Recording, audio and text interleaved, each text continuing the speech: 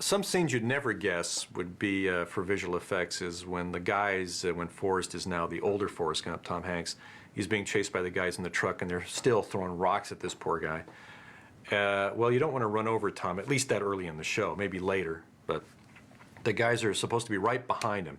So we shot Tom by himself, just running towards camera. This was in our Bluff Plantation, which is where the Forrest Gump house was built, going up that road on that beautiful oak sort of alleyway. He did all this running. Then we just had the guys in the truck do a couple of passes as they run towards us. And the trick was Tom would run at us and he exits. So the guys now in the truck are running at us, but we pan with them. So it's timed so that Tom exits on a lock-off right when the truck starts to take over. So now we can pan, and when we pan around, there's a stunt guy out there finishing the run for Tom on the second piece. It's not Tom. He did the leap over the fence in the distance, if I remember correctly. And again, roto mats over Tom, him running by himself, a truck by itself. We did the same thing in as he enters for the first time the football field, and they wonder who this guy is who's running so fast. And again, he was shot by himself and doing the football scene, and then we shot the truck separately and then blended that together. Run, Forrest! Run! You better be running, stupid! Come on, dummy! Pull in, dummy! Yeah, you better be running! Run, Forrest!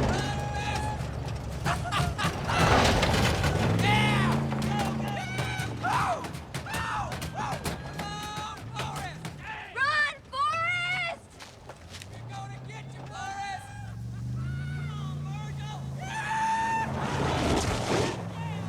We're gonna get you,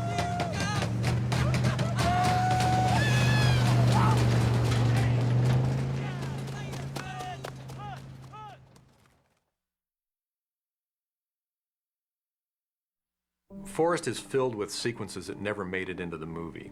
And one of my favorites was with Martin Luther King. And it was the first time we met Forrest Gump as an older Forrest Gump. And it started with young Forrest and Jenny by a pool of water. He throws a rock in, and when the rings of water dissipate, we see older Tom and Jenny in a reflection, and we come back up and reveal them. There's a scene with them. I want you to hear something, Forrest. We are pleased to inform you that you have been accepted in the freshman class for the fall term. What's accepted mean, Jenny? I'm going to college, Forrest. Over in Marion, isn't it something? Yeah, that sure is something, Jenny. I never really knew anybody who went to college before, not even Mom. What are you thinking about, Forrest? Forrest, look at me.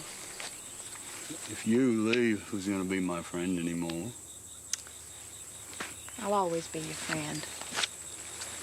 I just can't stay here the rest of my life. You know, I want to go places and meet people and see things. I want to go places and meet people and see things, too. Maybe I could get accepted and go with you. Well, you know what? Maybe you could come visit me sometime. Music! Tom hears something. He goes, "It's a parade!" A parade, Jenny! He runs up to it, and it's this awful confrontation, of course, between Martin Luther King's Civil Rights March and, you know, the authorities. So he goes into the middle of it, not knowing what it is. He just thinks it's a parade, of course. And he's sort of looking around what's going on, and there's these guys, the cops there have these vicious dogs, these German shepherds that were trained to, when they let them go, they go charging at the group, the marchers, teeth bared, growling, furious. Tom, of course, as Forrest, sees the dogs. You have a quick flashback of young Forrest holding all these puppies, licking his face, because, of course, Forrest knows all these dogs, too, like he knows everybody. He runs out there just to play with them because he doesn't know anything bad's going on. He picks up a stick. He yells all their names, throws the stick. The dogs are trained to do a beautiful 90-degree quick turn, boom, and race off. He's out there playing with them, and he diffuses the whole thing. Comes back in, and he apologizes to Martin Luther King for sort of disrupting the parade. Sorry about your parade. They just dogs. They don't know any better. And then he takes off. Here! Steve! Here! What do I got? I got my stick. Oh, right, hey, lad. Who wants this? Oh, come on, come on. There we go. Get that stick. Sorry they interrupted your parade. They just dogs. They don't know any better.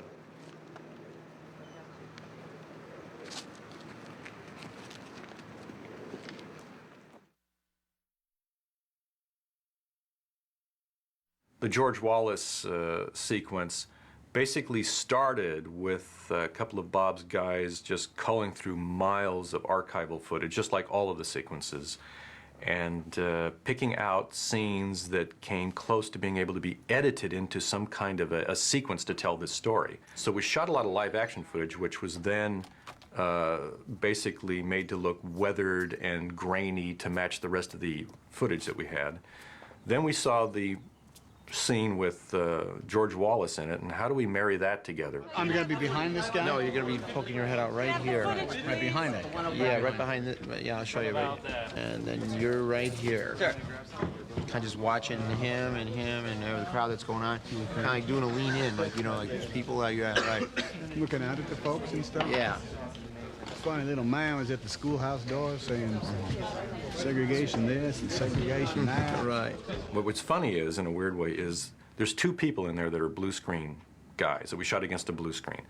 But they weren't shot the same day because the second security guy was not available that day. So we shot Tom earlier, and he did all his scene with, you know, George Wallace doing the speech and looking at him. And then the whole thing, again, had to be manipulated so that all the new footage, which was shot in color, was all turned black and white, grainy, scratches all had to run through exactly when the scratches ran through the real shot, and then the scenes are all handheld anyway, just doing this. So all of that has to be carefully, one frame at a time, plotted so the figure's put here in this frame, next frame the camera's over here, you got to put them over here, and it's got to look like it's all locked in beautifully. Here by videotape is the encounter by General Graham, commander of the National Guard, and Governor Wallace. Because these National Guardsmen who are here today as federal soldiers are Alabamians, and they live within our borders, and they are our brothers. We are winning in this fight because we are awakening the American people to the dangers that we have spoken about so many times, which is so evident today, the trend toward military dictatorship in this country.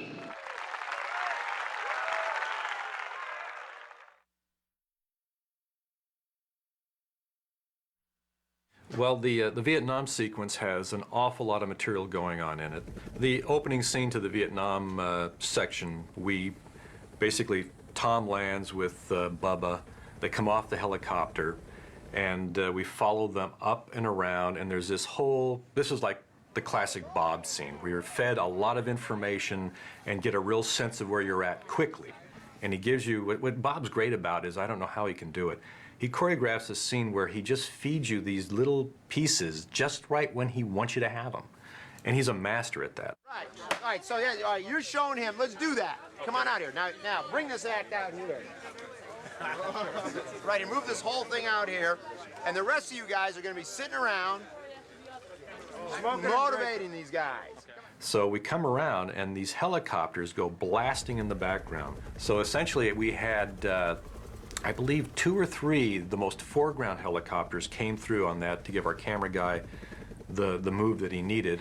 Then at the same time, while they were shooting that, I had a camera that's behind, I don't know what it is, a bunker or something that's in the shot, and I'm down there with my camera, we had some other cameras, and we're shooting telephoto shots of the helicopters flying and getting different pieces of real helicopters.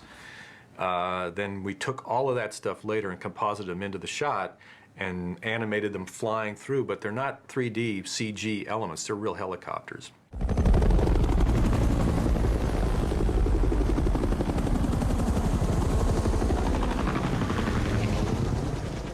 What I think is kind of a cool beginning to this scene is we're following Tom. We was talking about all the different rain you go through in Vietnam. We come around with Tom, and it's really dark, but it wasn't dark, it was bright sun, so we made it look dark and moodier. Comes around, the rain stops, and the sun comes out. Well, we caused the sun to come out, got rid of the rain, and then that's when the tracer fire starts, because there's one brief animation where the guy in the foreground gets hit, and all hell breaks loose. We got this tracer bullet material, and basically we were shooting it at the camera to see what it looked like. See if we could even use it, the real thing. Well, we couldn't use the real thing because it went by so quick. But it gave us a sense of the feel of it and the reality of it. That was all animated in, basically. into the shots looking at the jungle, and all the stuff's flying right by your face. It's hitting, there were bullet hits on plants and things that we would line up to, so it would hit just at that moment. Boom, boom, boom, boom, ripping stuff apart. There's a couple of guys on a large gun that get blasted away while Gary's yelling orders to everybody, trying to get everyone to do their job. And what we did is we shot our actors on this thing blasting away, and they were wired from the back. So at a certain cue, they were jerked out of the shot. We started off by shooting a fireball element or two, some explosions, I think, at different speeds. Just this pyro blowing up, and I think we might have had wind kicking it up a little bit.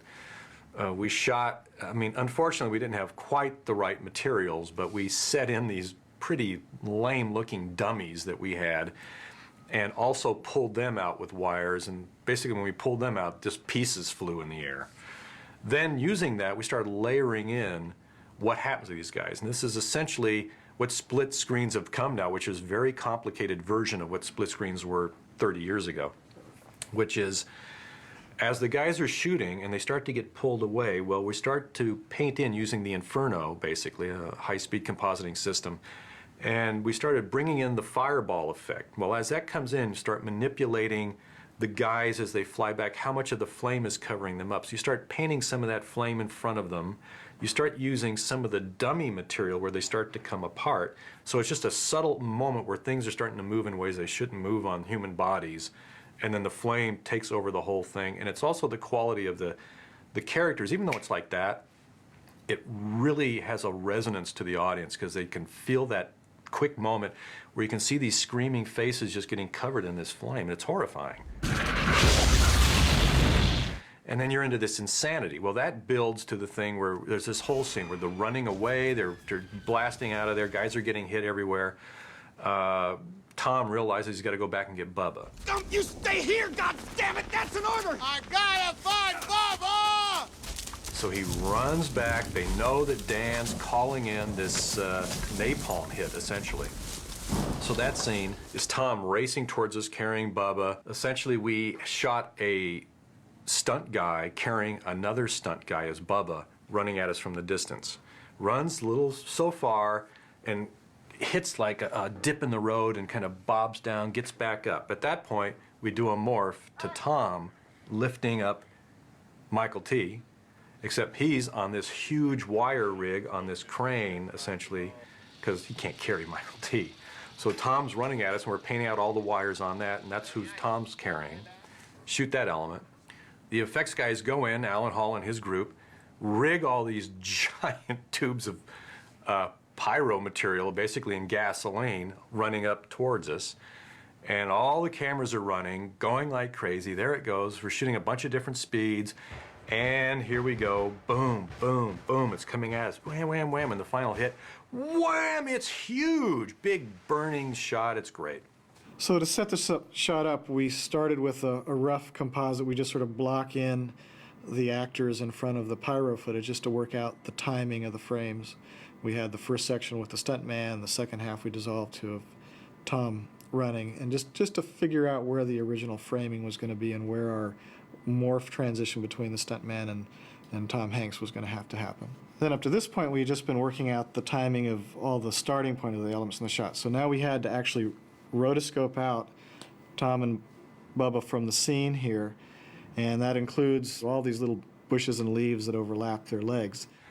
The jets that come flying in are all CG, 3D CG jets, and dropping the napalm, canisters is also animated in CG. And then that was back time to when they really impacted behind them. So this is what the final composite looks like. We're bringing all the elements. We had 3 F4s. They're dropping canisters that land time to the pyro explosion. We have our guys running our stuntman, who then transitions to Tom Hanks right there. And these guys are running. They're matted in. We're painting out the old leaves in front of the new ones there. In the end, it all looks like it all happened at the same time. Which looks pretty cool. And it's a great shot.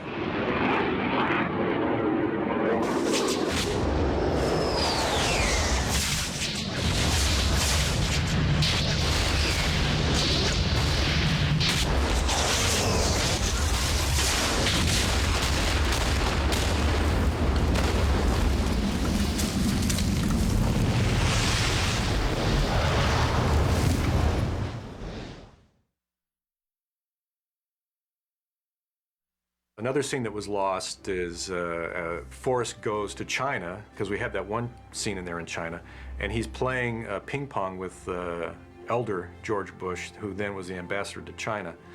And they're playing away, and Forrest, of course, is hitting it as hard as he can.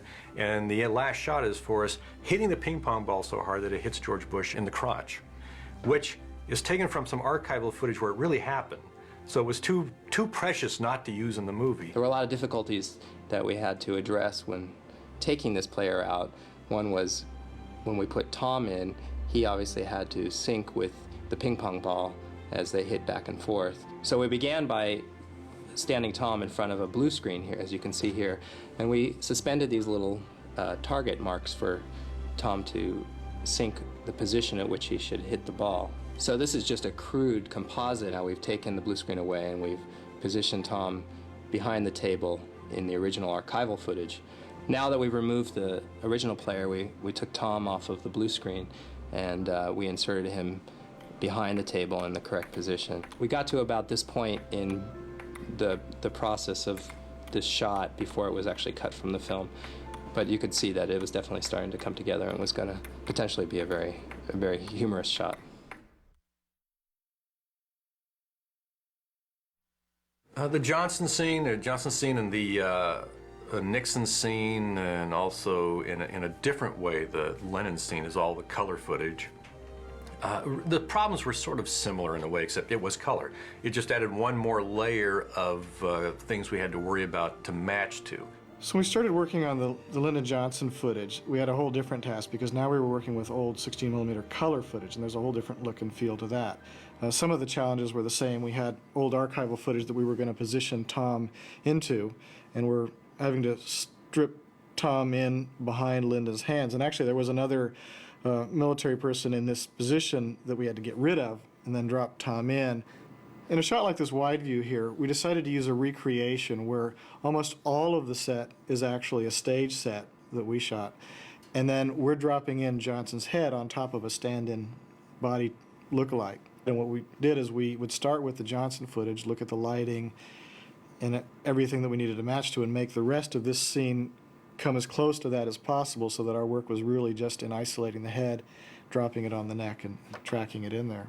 This shot, which is one of the embarrassing moments for Lyndon Johnson when Tom Hanks is sort of bending over showing him his wounds, we did the recreation approach to this as before, where we reshot the whole scene with our actors and are tracking Lyndon Johnson's head.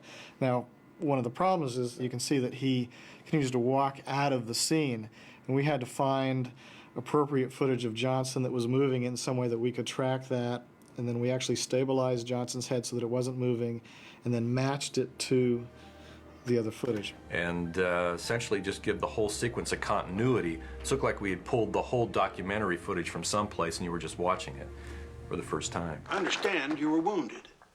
Where were you hit? In the buttocks, sir. Oh, that must be a sight. I'd kind of like to see that.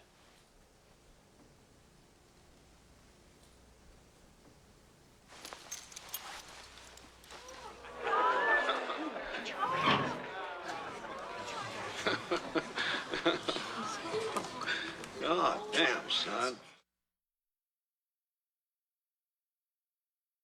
The Washington, D.C. crowd scene, this had to be a very organized shoot because we only had, I think, 2 days to shoot the whole sequence in. The one big camera had to follow Tom up as he comes up the steps. We follow him over, turn around, and reveal this ocean of humanity doing this huge cheer as he's like sitting there staring at it. So the process was to set the camera up the day before and rehearse with Tom or stand-in, just getting the move down, the basic positions down, because the crowd has been designed by me to be in the foreground, and then through a series of shots during the rest of the day when we get the main shot done, I'm going to move the crowd from this point to this quadrant, to this quadrant, to this quadrant, to this quadrant, to this quadrant, and try to fill up that space all along the reflecting pool, which is huge. In the original background, we really just had Tom, the people on the stage, and the people just in the immediate foreground here. Then in the computer, we had to replicate these people along the sides of the reflecting pool. And what we did is we would shoot multiple passes of these people in different positions. So you can see here, this was the original background. Then we would take a group of these people, shift them over here, do exactly the same camera motion without Tom, without the people on the stage. And then we would combine that pass with just the people over here with the original background with Tom until we're able to fill them in along the sides here. And you can also note that the reflecting pool doesn't feel like reflecting that day. So in the final shot, as you can see here, we put a little reflection just to sweeten up the look of the shot, as well as put in a whole new sky. Come on, man! Come up here, man!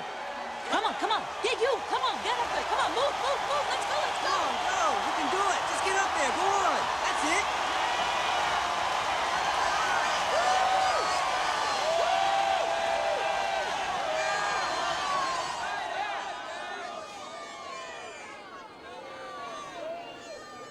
Tell us a little bit about the war, man.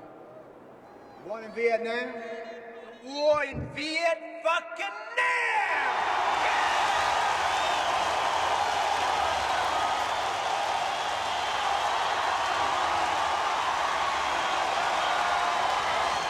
The football stadium was actually shot here in LA. I think it was the University of East LA, something like that. A very smallish football field. Went there. Basically what we did is, again, sort of like the crowd scene in Washington, D.C., but a little more elaborate, because we had to, with matte paintings, digitally paint in the rest of the stadium so it looked like it was a different location altogether. This was one of the many crowd replication shots that we had to do through the movie. In this case, we had a stadium that was filled with maybe a couple hundred extras off in the distance, and they were holding up cards saying "Go Forrest, Go Forrest," and then we had to populate the surrounding area with thousands of people. And in fact, the original stadium only had a lower tier to it, and we added an additional upper level just to add to the overall scale scope of the stadium. There's a couple of very complicated but very cool shots in there you'd never know were effect shots. The ones on the ground where we're like with a steady cam following Tom running towards us with the football, and there's a couple of scenes there where the background is completely artificial. When he's running in, he gets the ball and he races into the tunnel and he just leaves the football field, and we're coming in and it goes into slow motion. Everything in the background out that tunnel is all put in. The crowd, the stadium, everything is a matte painting.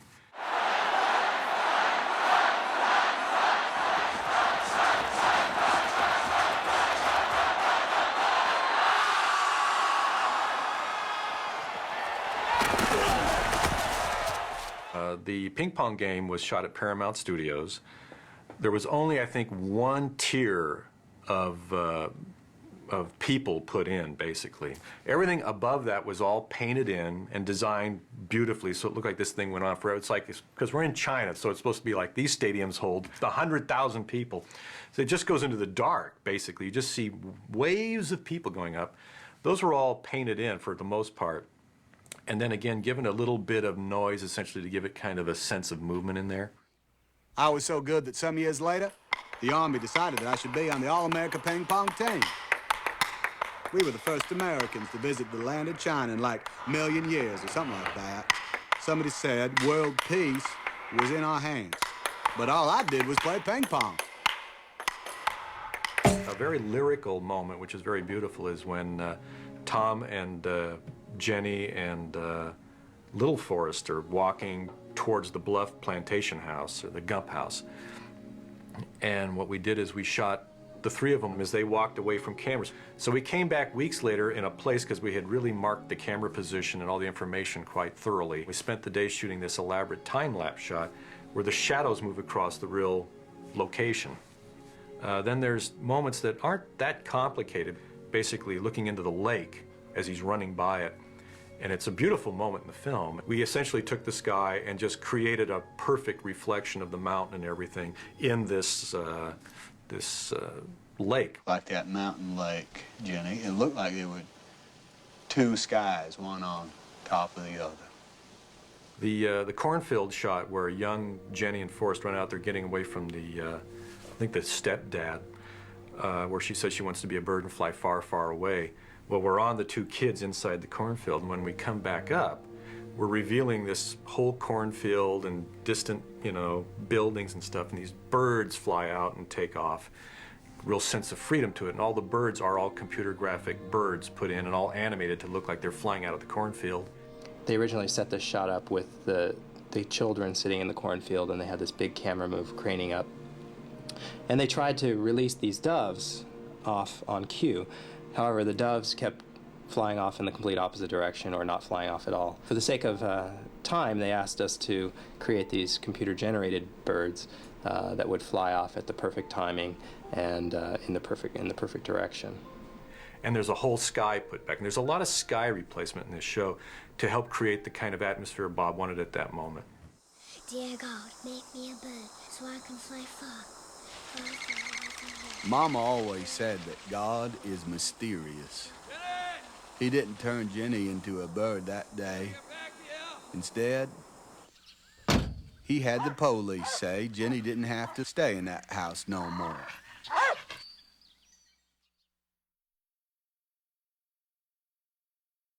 The Dick Cavett show was a little different because it was taken from television material, which was John Lennon on the Dick Cavett show.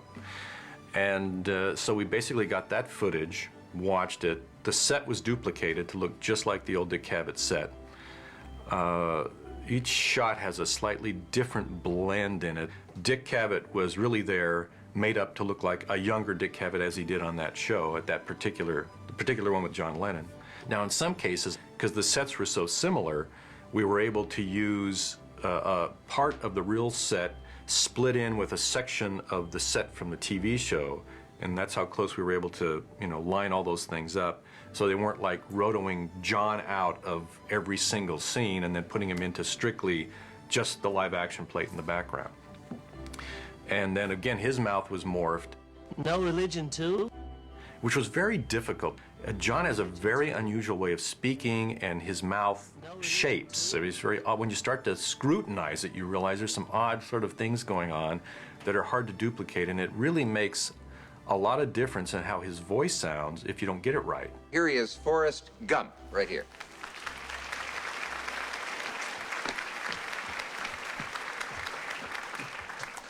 Gump, have a seat. Forrest Gump, John Lennon. Welcome You home. had quite a trip. Can you tell us what was China like? In the land of China, people hardly got nothing at all. No possessions? And in China, they never go to church. No religion too? Ah. Hard to imagine. Well, it's easy if you try, Dick. Some years later, that nice young man from England was on his way home to see his little boy and was signing some autographs for no particular reason at all. Somebody shot him.